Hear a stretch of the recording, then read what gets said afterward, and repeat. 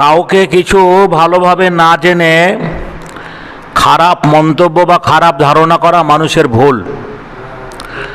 অনেক মানুষ বলেছিল যে বিজেপি এলে মুসলমানদের ক্ষয়ক্ষতি হবে, মুসলমানরা মানে প্রতিনিয়ত লাঞ্ছিত হবে, সব দিক থেকে বঞ্চিত হবে। কিন্তু না, যারা ক্ষমতায় থাকে তারা কোনো ধর্ম দেখে না, তারা কোনো জাতির দিকে লক্ষ্য রাখে না। আপনাকে বাস্তব উদাহরণ দিই, যে আজকে এই যে অন্নপূর্ণা ভাণ্ডারকে নিয়ে যে সোশ্যাল মিডিয়ায় খুব তোলপাড় হচ্ছিল, তাতে কালকের রিপোর্ট বলছে, আপনাকে 1 তারিখের রিপোর্ট বলছি, মাননীয় মুখ্যমন্ত্রী মহাশয় যেভাবে বলেছিলেন যে আমরা এত লক্ষ মানুষের মধ্যে মানে লক্ষ্মীর ভাণ্ডার এই তারিখের মধ্যে ঢুকিয়ে দেব, অন্নপূর্ণা ভাণ্ডার ঢুকিয়ে দেব, তাতে দেখা গেছে বেশিরভাগই মুসলিম মেয়েরা পেয়েছে। এবার মুসলিম মেয়েরা পাওয়ার কারণটা আপনাকে বলি। মুসলিম মেয়েরা পাওয়ার কারণ হচ্ছে এটাই, এখানকার যারা ভারতীয় মুসলিম বা পশ্চিমবাংলার মুসলমান, এরা আদি মানে একেবারে প্রথম থেকে নিয়ে ভারত স্বাধীনতার আগে থেকে নিয়ে এদের পূর্বাপুরুষ উত্তরসূরি এখানে বসবাস করে, যার জন্য এদের বাস্তব ভিটেটা ওদের নামে আছে, ওদের জায়গা জমি রয়েছে। এরা কোনো অন্য দেশ থেকে আসা মুসলমান নয়। তার প্রমাণ আপনাকে বলি, যে সমস্ত বুলডোজার দিয়ে বাড়িঘর দোকান বাসার ভাঙা হয়েছে, তারা কেউ 40 বছর ধরে রেলের জায়গায় দখল করেছিল। তারা মনে করেছিল এটা আমাদের পৈতৃক সম্পত্তি। একজন সাংবাদিক জিজ্ঞাসা করছে, আপনি 40 বছর ধরে এখানে বসবাস করছেন, তা আপনারা 2 কাঠা জায়গা কিনতে পারেননি কেন? মুসলমানরা রাজমিস্ত্রি করে, হকারি করে, ফেরি করে, গরু ডাকায়, মানে যত রকমের ছোট ব্যবসা, একবারে মাথার চুল ছেঁড়া থেকে শুরু করে হাঁসের পাখা, গরুর বালতি, প্লাস্টিকের জুতো ছোড়া, এগুলো থেকে কেনা শুরু করে, আপনার এই বোতল প্লাস্টিক কোড়া, আপনার এগুলো থেকে শুরু করে যত নিম্নতমের কাজ মুসলমানরা করে, অথচ তাদের জায়গাটুকু আছে। আপনি খোঁজ নিয়ে দেখবেন যতগুলো মানে বুলডোজার চালানো হয়েছে, তা বেশিরভাগই উদ্বাস্তব মানুষ, তারা অমুসলমান, হয় পোপার বাংলা থেকে আসা হিন্দু, আর না এই দেশেরই মানুষ। তারা 1 কাঠাও জমি জায়গা ভারতের কিনেনি, মনে করছে রেলের জায়গাটা আমার বাপের পৈতৃক সম্পত্তি। যে এই জন্য মাননীয়া ওই যে আপনার কি আপনার পাল, আপনার মহিলা, ভদ্র মহিলার নাম ভুলে গেলাম, যে অগ্নিমিত্রা পাল, উনি বলেছিলেন যে 12 পেজের একটা কাগজ ফর্ম ফিল আপ করতে হবে। এই 12 পেজের মধ্যে আপনি এই দেশের নাগরিক কি নাগরিক নয়, কতদিনের নাগরিক কি নাগরিক, তার বাড়ির দাগ খতিয়ান, এ সমস্ত কিছু যে আপনার লাগবে, তাতে অমুসলমান মেয়েরা বেশিরভাগই দেখাতে পারেনি। কেননা তারা সরকারি জায়গায়, রেলের জায়গায়, খাস জায়গায় বসবাস করে দীর্ঘদিন ধরে তারা জীবিকা নির্বাহ করেছে। অথচ তাদের দেমাগে ঢোকেনি, মাথায় ঢোকেনি যে আমি হাজারো কষ্টের মাধ্যম নিয়ে আমাকে 2 কাঠা জায়গা কিনতে হবে। এই 2 কাঠা জায়গা না কেনার জন্য আজ তারা সর্বহারা কেঁদে বেড়াচ্ছে, পাগল হচ্ছে। আমরা হয়তো ভাবছি যে সরকার এই সমস্ত মানুষদের বাড়িঘর ভেঙে দিল, কিন্তু না, এটা তো অন্যায়। পরের জায়গায় বাপের পৈতৃক সম্পত্তি ভাবা, এটা তো অন্যায়, যেটা মুসলমানরা ভাবে না। যার জন্য সারা পশ্চিমবাংলা তথা সারা ভারতবর্ষে তথা এশিয়া মহাদেশে, সারা ওয়ার্ল্ডে, সারা পৃথিবীতে আপনি জরিপ মাপ করে যদি দেখেন, তাহলে একটা মসজিদ বা একটা কবরস্থান বা একটা ঈদগাহ যে অমুসলমানদের জোরপূর্বক করে দখল করে সেখানে মসজিদ বানিয়েছে বা কবরস্থান বানিয়েছে বা ঈদগাহ বানিয়েছে, এটা কেউ প্রমাণ করতে পারবে না। যে যার জন্য আজকে সোশ্যাল মিডিয়া আমরা দেখতে পাচ্ছি যে গণনা তুলনামূলকভাবে সরকার যেটা নির্ধারিত করে ছাঁটাই বাছাই করে এই অন্নপূর্ণা যোজনা ভাণ্ডার দিয়েছেন, তাতে পার্সেন্টেজ হিসাবে মুসলিম মেয়েরাই বেশি অন্নপূর্ণা ভাণ্ডার পেয়েছে। যে সরকারকে ধন্যবাদ। এর আগের সরকার দিয়েছে লক্ষ্মীর ভাণ্ডার, যাচাই বাছাই করেনি, হাজারো পুরুষ ধরা পড়েছে, মহিলার নাম করে অ্যাকাউন্টে তাদের লক্ষ্মী ভাণ্ডার ঢুকেছে। যে এটা সরকারের কাছে ধন্যবাদ, বা এইরকম উপযুক্ত যোগ্য সরকার পশ্চিমবাংলার মাটিতে থাকা দরকার, থাকা দরকার। আমি আজকের যিনি মাননীয় মুখ্যমন্ত্রী কাছে থাকলে হয়তো তাকে আরও কাছে করতাম, কিন্তু উনি যে কাজ করেছেন, আমরা হয়তো বিভিন্ন মিডিয়া, একটা মিডিয়া তো বিভিন্ন রকম আছে, একটা মিডিয়া পক্ষ বিপক্ষে আছে, তারা আমরা সত্যকে মিথ্যা, মিথ্যাকে সত্যভাবে করেছে, এত অপপ্রচার করেছে এই সরকারের বিরুদ্ধে যে যা ভাষায় বলা যায় না। আজকে আমরা বাস্তবে দেখতে পাচ্ছি যে উপযুক্ত ব্যক্তি যারা দরিদ্র সীমার নিচে মানুষ বসবাস করে, যাদের স্বামী হয়তো দিন আনে দিন খায়, যে তারা কষ্টে জীবনযাপন করে, অথচ তাদের সরকারি জায়গায় নয়, রেলের জায়গায় নয়, দু কাঠা জায়গা বাড়ি কিনে তারা বাড়িঘর করে বসবাস করছে, তারাই লক্ষ্মীর আপনার অন্নপূর্ণা ভাণ্ডার থেকে বঞ্চিত হয়নি। এই জন্য সরকারকে অশেষ অশেষ ধন্যবাদ। যে রিমার মায়ের আর্তনাদ, আপনি কি শুনতে পেয়েছেন? রিমার মায়ের আর্তনাদ, বারুইপুরের ঘটনা আপনার কি চোখে পড়েনি? আপনি নীরব কেন? কিছু বলেন না কেন? সোশ্যাল মিডিয়া আপনাকে আজকে দেখতে পায় না কেন? যে আপনি বলুন, শুধু হিন্দু মুসলমান, হিন্দু মুসলমান করবেন না। যে যারা ধর্ষক তাদের কোনো ধর্ম থাকে না, যারা অন্যায় করে তাদের কোনো তারা কোনো ধর্মের হতে পারে না, যারা অন্যায়কারী তারা অন্যায়কারী, তারা হিন্দু মুসলমান দেখে রাখো।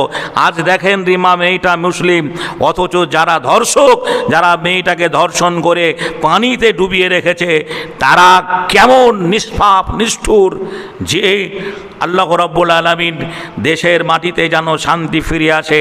আগামী দিনে যদি মেয়েটার বাপ মা সূক্ষ্ম বিচার পায়, তাহলে দেশ কি বলছেন, মেয়েরা বিশেষ করে সুরক্ষিত থাকবে।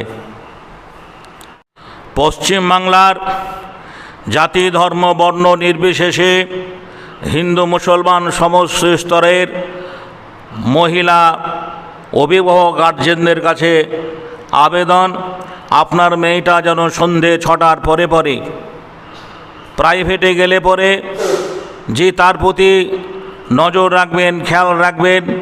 দোকান পাশারে একাও কোনো জায়গায় পাঠাবেন না, স্কুলেও একাই পাঠাবেন না, সাথীদের সঙ্গে স্কুলে পাঠাবেন। আপনারা দেখতে পাচ্ছেন রিমা মেয়েটা একটা বাচ্চা মেয়ে, হয়তো সে মার্কেটে বাজারে কিছু কিনতে গেছিল খাবার দ্রব্য, আর দুষ্কৃতীরা তাকে লোভ দেখিয়ে প্রলোভন দেখিয়ে সেখান থেকে রাস্তা থেকে তুলে নিয়ে গিয়ে ধর্ষণ করে। ধর্ষণ করার পরে তবু তাদের রাগ মেটেনি, মেয়েটাকে বস্তাবন্দি করে পুকুরের জলে ডুবিয়ে রাখে। দেশের সমস্ত হিন্দু মুসলমান জাতি ধর্ম নির্বিশেষে সমস্ত মহিলার অভিভাবকদের বলবো, আপনার মেয়েটা যেন সুরক্ষিত থাকে। শুধু ওই মেয়েটা, ওই রিমা মেয়েটা শুধু মুসলমানের একটা মেয়ে নয়, রিমা মেয়েটা বাংলার মেয়ে, রিমা মেয়েটা আমাদের মেয়ে। রিমার বাপ মা যেন ন্যায্য বিচার পায়।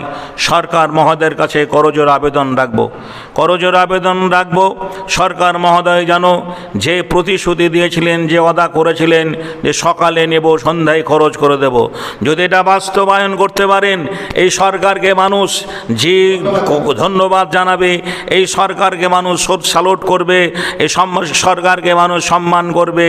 যেই ন্যায্য বিচার যদি সরকার করে, তাহলে আগামী দিনে তার উপরে আঙুল তুলে কথা বলার লোক থাকবে না, মেয়েরা সুরক্ষিত থাকবে। আজ সরকার তো মেয়েদের সুরক্ষিতর জন্য অন্নপূর্ণা ভাণ্ডার চালু করেছেন, মেয়েদের সুরক্ষিতের জন্য বাস ফ্রি করেছেন। যে সরকার মেয়েদের জন্য অন্নপূর্ণা ভাণ্ডার চালু করেছেন, যে মেয়েদের জন্য বাস ফ্রি করে দিয়েছেন, বা আরও অন্যান্য প্রকল্প মেয়েদের জন্য বড় আশা দিয়েছেন, আজ সেই মেয়েরা যদি ধর্ষিতা হয়, প্রতিনিয়ত যদি মেয়েরা ধর্ষিতা হয়, তাহলে বলুন এই বাংলার মেয়েরা কোথায় যাবে? কোথায় গিয়ে আশ্রয় নেবে? কার কাছে গেলে ন্যায্য বিচার পাবে? তাই বারবার একটা আবেদন থাকবে, করজোরে আবেদন থাকবে, আপনারা যারা রিমা মেয়েটাকে লক্ষ্য রেখে ট্রেন অবরোধ করেছেন, হই হাঙ্গামা করছেন, এমনটা করবেন না। আমাদের দৃঢ় বিশ্বাস দেশের আইন আছে, আর আইনি আওতায় যে তাদের উচিত শিক্ষা দেবে এই সরকার, আইনি আওতায় উচিত শিক্ষা দেবে এই সরকার। সরকার, আর এই সরকারকে সবাই যে সাধুবাদ জানাবে। আজ দুঃখ লাগে যে কিছু মানুষ না জেনে না বুঝে উল্টোপাল্টা কথা বলেন। যেমনি রঘুনাথগঞ্জ জঙ্গিপুরের চিত্তকাকু বলেছিল, যে মুসলমান ছেলেরা যদি হিন্দু মেয়েদের দিকে দৃষ্টি দেয় তাহলে চোখ উফরিয়ে নেওয়া হবে। আমি চিত্ত কাকুকে বলবো, কাকু আপনি কি শুনতে পেয়েছেন রিমার মায়ের আর্তনাদ? আপনি কি শুনতে পেয়েছেন রিমার মায়ের আর্তনাদ? বারুইপুরের ঘটনা আপনার কি চোখে পড়েনি? আপনি নীরব কেন? কিছু বলেন না কেন? সোশ্যাল মিডিয়া আপনাকে আজকে দেখতে পায় না কেন? যে আপনি বলুন, শুধু হিন্দু মুসলমান হিন্দু মুসলমান করবেন না। যে যারা ধর্ষক তাদের কোনো ধর্ম থাকে না, যারা অন্যায় করে তাদের তারা কোনো ধর্মের হতে পারে না। যারা অন্যায়কারী তারা হিন্দু মুসলমান দেখে না। আজ দেখেন রিমা মেয়েটা মুসলিম, অথচ যারা ধর্ষক, যারা মেয়েটাকে ধর্ষণ করে পানিতে ডুবিয়ে রেখেছে, তারা কেমন নিষ্পাপ নিষ্ঠুর। যে আল্লাহ রাব্বুল আলামিন দেশের মাটিতে যেন শান্তি ফিরে আসে। আগামী দিনে যদি মেয়েটার বাপ মা সূক্ষ্ম বিচার পায়, তাহলে দেশ কি বলছেন মেয়েরা বিশেষ করে সুরক্ষিত থাকবে। এটা ভাবতে হবে।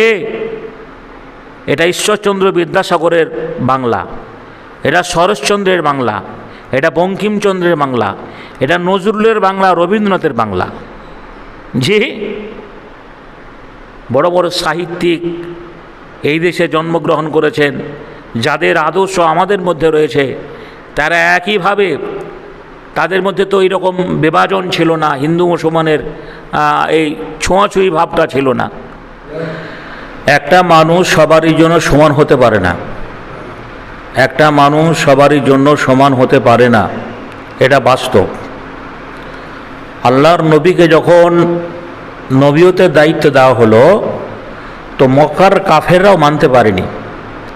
মক্কার কাফেররা বলেছিল যে আর নবী করার লোক ছিল না, ওই আবদুল্লাহর বেটা মোহাম্মদকে নবী করেছে। অনুরূপ আজকের যিনি মাননীয় মুখ্যমন্ত্রী ক্ষমতায় এসছেন, অনেকের পছন্দ হবে না, কিন্তু অনেকের আবার ভালো, অনেকের ভালো। যে আজকে যিনি এই আইনটা করেছিলেন, এই যে মহরম উপলক্ষে, যেটা ইসলামে নেই, একবারে শরীয়ত বহির্ভূত কাজ। ইসলাম ধর্মে 5 ওয়াক্ত নামাজ ফরজ, রমজান মাসে রোজা রাখা ফরজ, যে ধনী হলে হজ করা ফরজ, জাকাত দেওয়া ইসলামের বিধান। কিন্তু যারা এই হাই হোসেন করে বড় লাঠির উপরে একটা পতাকা বেঁধে কলেমা ইলাহা ইল্লাল্লাহু মুহাম্মাদুর রাসূলুল্লাহ কালেমাইল পতাকা লেখা আছে, কিন্তু তার চরিত্রটা কেমন? একেবারে সম্পূর্ণ ইসলামের বহির্ভূত কাজ। হাফ প্যান্ট, হাফ গেঞ্জি, লাল ফেটা, তারপরে নেশা অবস্থায়, অনেকেই মদ খাওয়া অবস্থাতে এই যে বাদ্যযন্ত্র ডিজে আপনার এই বড় বড় ট্রাক্টরে চাপিয়ে, যেটা এই সরকার আসার পরে বন্ধ করেছেন। সরকারকে অশেষ অশেষ অশেষ ধন্যবাদ। এই নিয়ম নীতির মধ্যে যেটা সার্কুলারকে সামনে রেখে, এটা এই ধর্ম বলে নয়, সব ধর্মের উপরে বাড়াবাড়ি। আমি যেমনি একটা কথা আপনাদের বলি যে সব ধর্মে এরকম বাড়াবাড়ি রয়েছে। তো আজকে এই যে মহরম হলো, তো সারা পশ্চিমবাংলা তথা সারা ভারতবর্ষে যে নিয়ম নীতি বেঁধে দেওয়া হয়েছে, সেই নিয়ম নীতির প্রেক্ষাপটে অপ্রীতিকর ঘটনা ঘটেছে বলে আমার চোখে আজও পড়েনি। সোশ্যাল মিডিয়ায় একটু তো একাডুকু হয়তো কোথাও পড়েনি। কোনো জায়গায় হিন্দু মুসলমানের মহরমকে কেন্দ্র করে ঝামেলা হয়েছে, এরকম ঘটনা নজিরবিহীন আমার চোখে পড়েনি। অনুরূপ আজকে কিছু মুসলমান, উগ্রতবাদী মুসলিম, তারা উল্টো পাল্টা কথা বলে সনাতনী হিন্দু ভাইদের উপরে ছোট বড় কথা বলেন। অনেক সনাতনী হিন্দু ভাই দেখছি তারা নিজের মানে মার্গাহি বজায় রাখার জন্য যে আমরা ক্ষমতায় সরকার এসছে আমাদের সরকার বলে মুসলমানদেরকে যা মন তাই অনেকজন সোশ্যাল মিডিয়ায় বলছে। তো উভয় মানুষকে বলছি, যারা এখনও সংযত হয়নি, মুসলমানরা বলছে ওদেরকে মারবো, ওরা বলছে তো ওদেরকে মারবো, এটা ভাবতে হবে এটা ঈশ্বরচন্দ্র বিদ্যাসাগরের বাংলা, এটা শরৎচন্দ্রের বাংলা, এটা বঙ্কিমচন্দ্রের বাংলা, এটা নজরুলের বাংলা, রবীন্দ্রনাথের বাংলা। যে বড় বড় সাহিত্যিক এই দেশে জন্মগ্রহণ করেছেন, যাদের আদর্শ আমাদের মধ্যে রয়েছে, তারা একইভাবে, তাদের মধ্যে তো এইরকম বিভাজন ছিল না, হিন্দু মুসলমানের এই ছোঁয়াছুঁয়ি ভাবটা ছিল না। সকলকে যেন বোঝার তৌফিক দান করুক।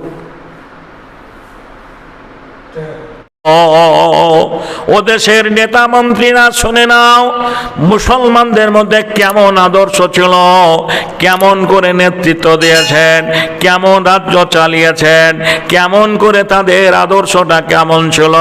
আজকে সেই আদর্শকে লক্ষ্য রেখে সুবহানাল্লাহ, যে আদর্শ মুসলমানদের রয়েছে, এই আদর্শ প্রসঙ্গে অনেক অধর্ম অমুসলিম ভাইয়েরা না জেনে না শুনে মুসলমানদের খারাপ বলে, মুসলমানদের খারাপ বলে।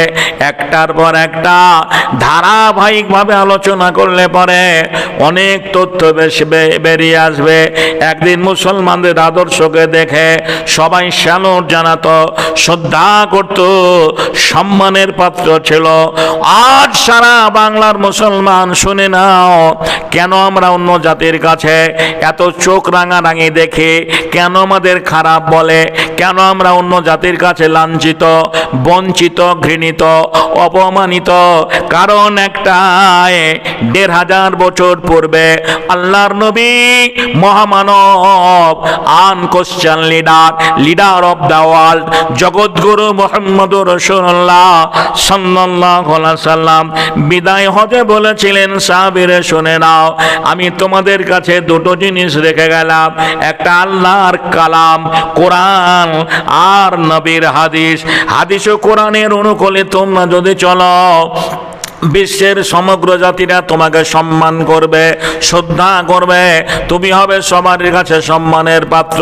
যদি কোরআন হাদিসের আলোকে তুমি না চলো, তোমার জ্ঞান গরিমায় চলো, তুমি যদি জাহেল মূর্খদের পিছনে নেতৃত্ব দাও, তুমি যদি দুনিয়া কামাইয়ের জন্য তাদের পিছনে নেতৃত্ব দাও, তাহলে বিশ্বের সমগ্র জাতির কাছে তুমি হবে বঞ্চিত, অবহেলিত, অপমানিত। সুবহানাল্লাহ, আমরা আসল নেতাটাকে ভুলে গেছি। সারা পৃথিবীতে, তাম দুনিয়ায় যত নেতা জন্মগ্রহণ করেছেন, মুহাম্মদের ঊর্ধ্বে কেউ নেই। বলুন সুবহানাল্লাহ। মুহাম্মদুর রাসূলুল্লাহ সাল্লাল্লাহু আলাইহি ওয়াসাল্লাম যে শ্রেষ্ঠ মহামানব, তার প্রমাণ আপনার কাছে মোবাইল রয়েছে, দামি মোবাইল রয়েছে। সুবহানাল্লাহ, এই দামি মোবাইলে গুগলে যাবেন, গুগলে গিয়ে বলবেন, আজকের ইন্টারনেটের যুগে, যান্ত্রিক সভ্যতার যুগে, শিক্ষিত সভ্য সমাজে, এই রাজনীতির প্ল্যাটফর্মে মহামানবকে, আপনার মোবাইলটা যদি সনাতনী ভাইয়ের হয়, খ্রিস্টান ভাইয়ের হয়, ইহুদি ভাইয়ের হয়, যে ধর্মের যে বর্ণের হোক না কেন, ওই দামি মোবাইলটাই বলবে, একটা লোকের নাম বেরিয়ে আসবে, যেমনি আখেরি পয়গম্বর, দোজাহানের নবী, আনকোশ্চেন লিডার অফ দ্য ওয়ার্ল্ড, জগৎগুরু মুহাম্মদুর রাসূলুল্লাহ সাল্লাল্লাহু আলাইহি সাল্লাম। মুসলমান, তুমি আজকে লাঞ্ছিত কারণ একটাই, তুমি ইসলামকে ভুলে গেছো, রাসূলের আদর্শ থেকে সরে গেছো। যেদিন তোমার মধ্যে আল্লাহ রাসূলের আদর্শ থাকবে, আল্লাহর ভয় থাকবে, আল্লাহর আনুগত্য থাকবে, বিশ্বের সমগ্র জাতি তোমাকে সম্মান করবে, শ্রদ্ধা করবে। তুমি হবে সবার কাছে যে আদর্শ মানুষ, তুমি হবে সবার কাছে আদর্শ মানুষ। আমরা চোর নেতাদের পিছনে নেতৃত্ব দিয়ে নিজের ঈমান আমার নষ্ট করে দিয়েছি। আল্লাহ হেফাজত করুক। বন্ধুরে আমার, ভাইয়ের আমার, আল্লাহ আপনার আমাদের ক্ষমা করুক। আমরা যেন আসল মহামানবকে চিনতে পারি, যিনি আল্লাহ রব্বুল আলামিন আল্লাহ রসুলকে রহমাতুল্লিল আলামিন করে, যে শেষ নবী করে, শেষ পয়গাম্বর করে পাঠিয়েছেন ধরার বুকে। 1,24,000 পয়গাম্বরের মধ্যে যিনি শ্রেষ্ঠ, আমরা হতভাগা মুসলমান তার আনুগত্য করতে পারিনি, তার দিকে আমরা তাকাতে পারিনি। আল্লাহ রাব্বুল আলামিন আমাদের ক্ষমা করুক, যে ক্ষমা করুক। আমরা সেই মোহাম্মদের যেন, মোহাম্মদ তুমি ওগো খোদার পেয়ারা, আমিনা মায়ের তুমি নয়নের তারা, এসেছিলে তুমি ওগো সেই নিশি রাতে, মুখেতে খোদার বাণী কোরআন নিয়ে হাতে, তব শুভ গমনে সকলেরই মাঝে, মুখেতে তৌহিদের বাণী সব হৃদয়ে বাজে।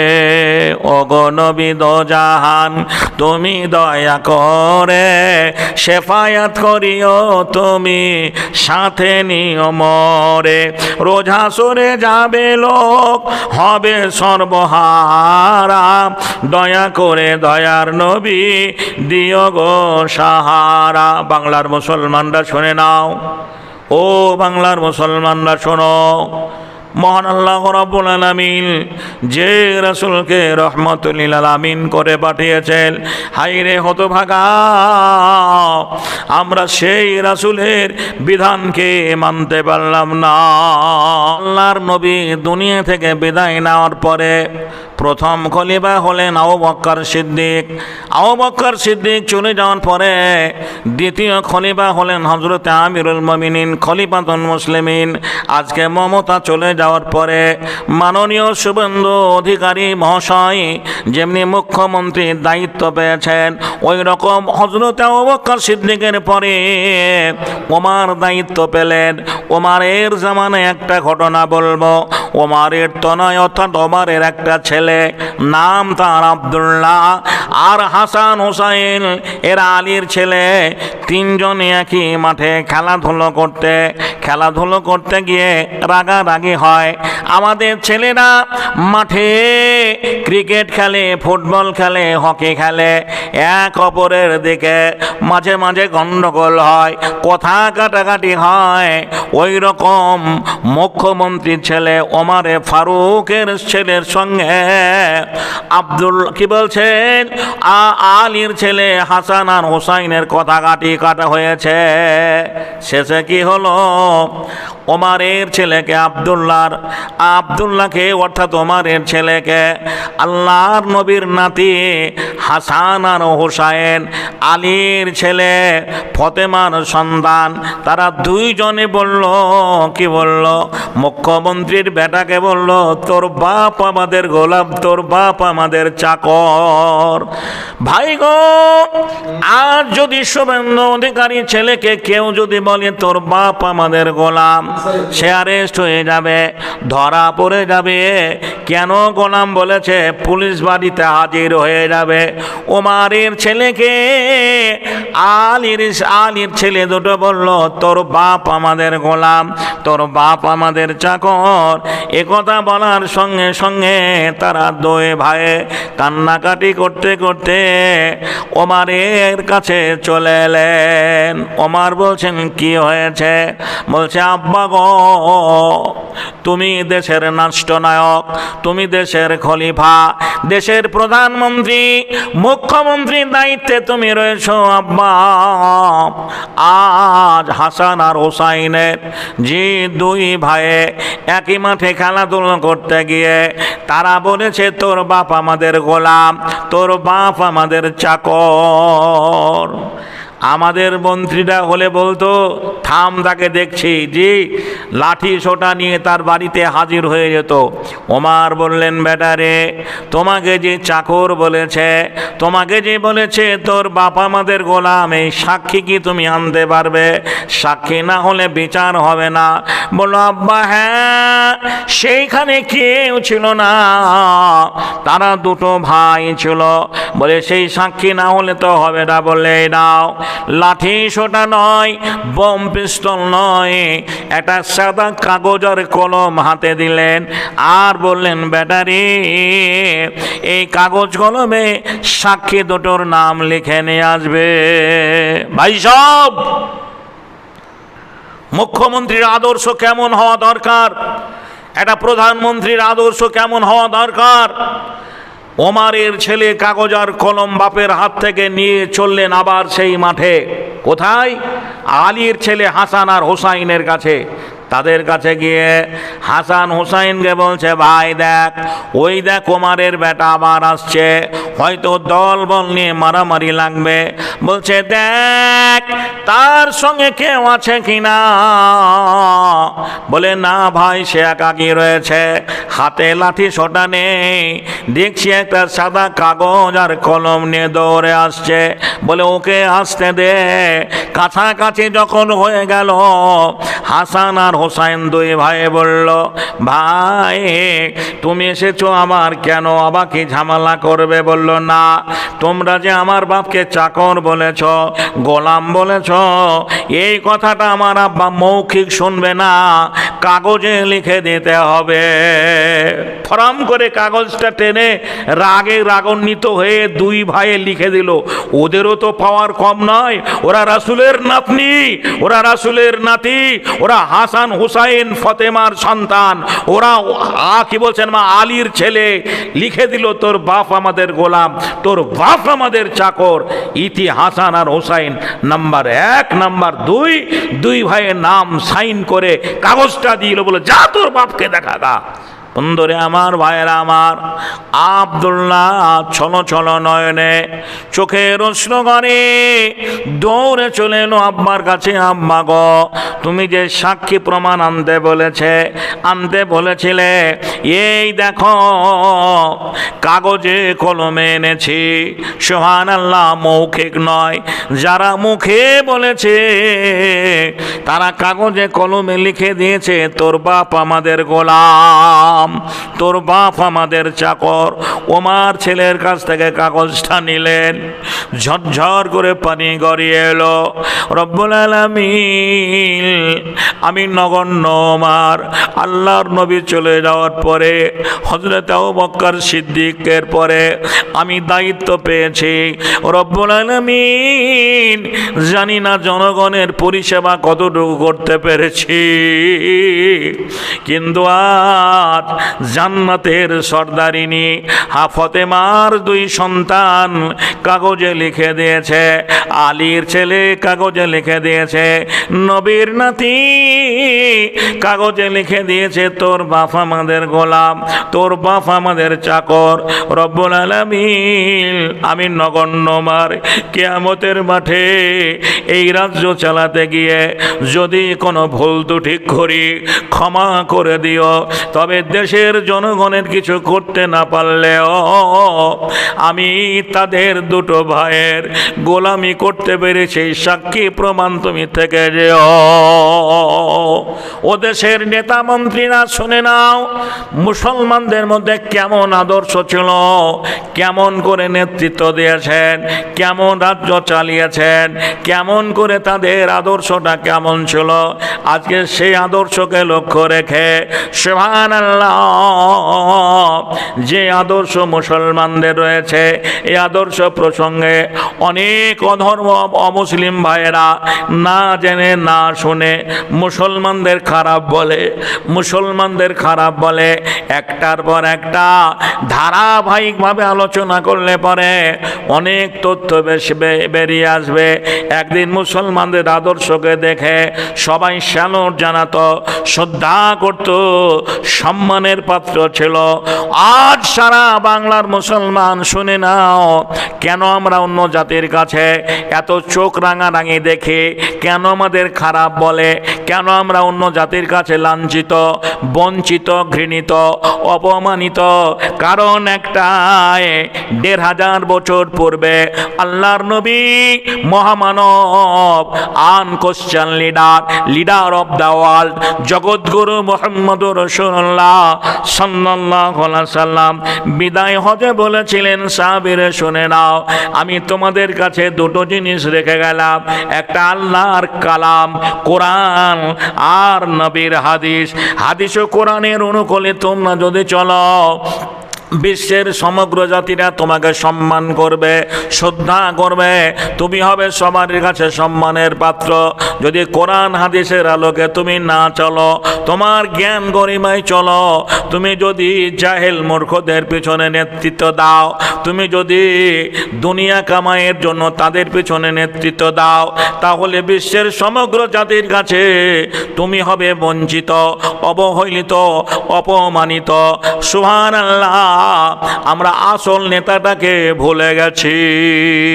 সারা পৃথিবীতে, তাম দুনিয়ায় যত নেতা জন্মগ্রহণ করেছেন, মুহাম্মদের ঊর্ধ্বে কেউ নেই। বলুন সুবহানাল্লাহ।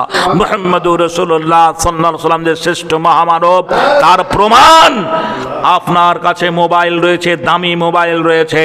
সুবহানাল্লাহ।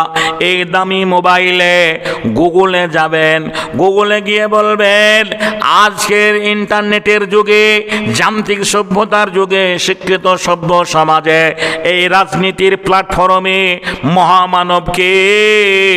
আপনার মোবাইলটা যদি সনাতনী ভাইয়ের হয়, খ্রিস্টান ভাইয়ের হয়, ইহুদি ভাইয়ের হয়, যে ধর্মের যে বর্ণের হোক না কেন, ওই দামি মোবাইলটাই বলবে, একটা লোকের নাম বেরিয়ে আসবে, যেমনি আখেরি পয়গম্বর, দোজাহানের নবী, আনকোশ্চেন লিডার অফ দ্য ওয়ার্ল্ড, জগৎগুরু মুহাম্মদুর রাসূলুল্লাহ সাল্লাল্লাহু আলাইহি সাল্লাম। মুসলমান, তুমি আজকে লাঞ্ছিত কারণ একটাই, তুমি ইসলামকে ভুলে গেছো, রাসূলের আদর্শ থেকে সরে গেছো। যেদিন তোমার মধ্যে আল্লাহ রাসূলের আদর্শ থাকবে, আল্লাহর ভয় থাকবে, আল্লাহর আনুগত্য থাকবে, বিশ্বের সমগ্র জাতি তোমাকে সম্মান করবে, শ্রদ্ধা করবে। তুমি হবে সবার কাছে যে আদর্শ মানুষ, তুমি হবে সবার কাছে আদর্শ মানুষ। আমরা চোর নেতাদের পিছনে নেতৃত্ব দিয়ে নিজের ঈমান আমার নষ্ট করে দিয়েছি। আল্লাহ হেফাজত করুক। বন্ধুরে আমার, ভাইয়ের আমার, আল্লাহ আমাদের ক্ষমা করুক। আমরা যেন আসল মহামানবকে চিনতে পারি, যিনি আল্লাহ রাব্বুল আলামিন আল্লাহ রসুলকে রহমাতুল লিল আলামিন করে, যে শেষ নবী করে, শেষ পয়গম্বর করে পাঠিয়েছেন ধরার বুকে। 1,24,000 পয়গম্বরের মধ্যে যিনি শ্রেষ্ঠ, আমরা হতভাগা মুসলমান তার আনুগত্য করতে পারিনি, তার দিকে আমরা তাকাতে পারিনি। আল্লাহ রাব্বুল আলামিন আমাদের ক্ষমা করুক, যে ক্ষমা করুক। আমরা সেই মোহাম্মদের জানো, মোহাম্মদ তুমি ওগো খোদার পেয়ারা, আমিনা মায়ের তুমি নয়নের তারা, এসেছিলে তুমি ওগো সেই নিশি রাতে, মুখেতে খোদার বাণী কোরআন নিয়ে হাতে, তব শুভ কামনে সকলেরই মাঝে, মুখেতে তৌহিদের বাণী সব হৃদয়ে বাজে। ওগো নবী দোজাহান তুমি দয়া করে শেফায়াত করিও তুমি, সাথে নিও মরে, রোজ হাসরে যাবে লোক হবে সর্বহারা, দয়া করে দয়ার নবী দিও গো সাহারা। বাংলার মুসলমানরা শুনে নাও, ও বাংলার মুসলমানরা শোনো, মহান আল্লাহ রাব্বুল আলামিন যে রাসূলকে রহমাতুল লিল আলামিন করে পাঠিয়েছেন, হায়রে হতভাগা আমরা সেই রাসূলের বিধানকে মানতে পারলাম না।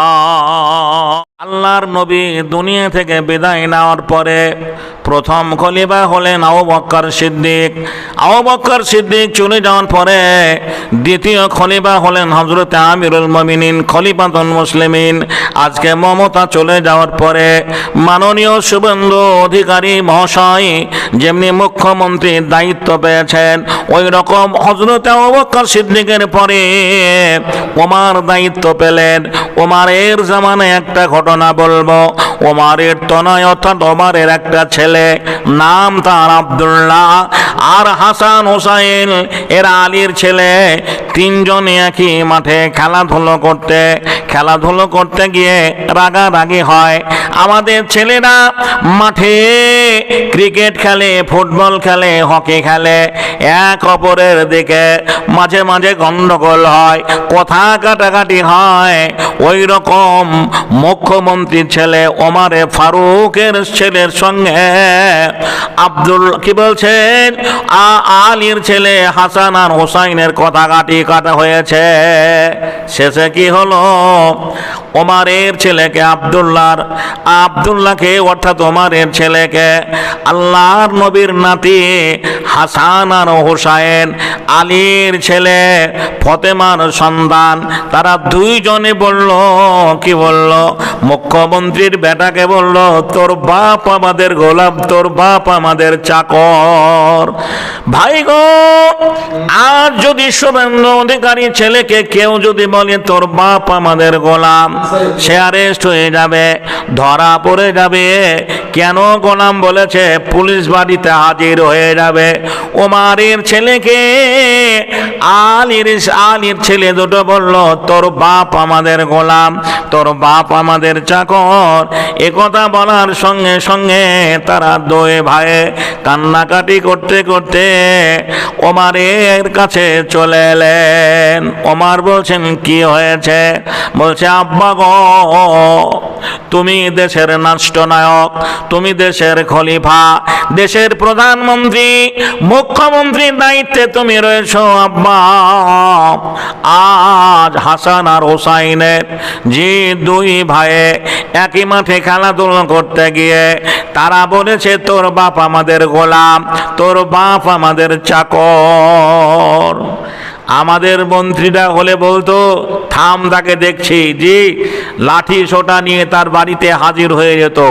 ওমর বললেন, বেটারে, তোমাকে যে চাকর বলেছে, তোমাকে যে বলেছে তোর বাপ আমাদের গোলাম, এই সাক্ষী কি তুমি আনতে পারবে? সাক্ষী না হলে বিচার হবে না। বলল, আব্বা হ্যাঁ, সেইখানে কেউ ছিল না, তারা দুটো ভাই ছিল।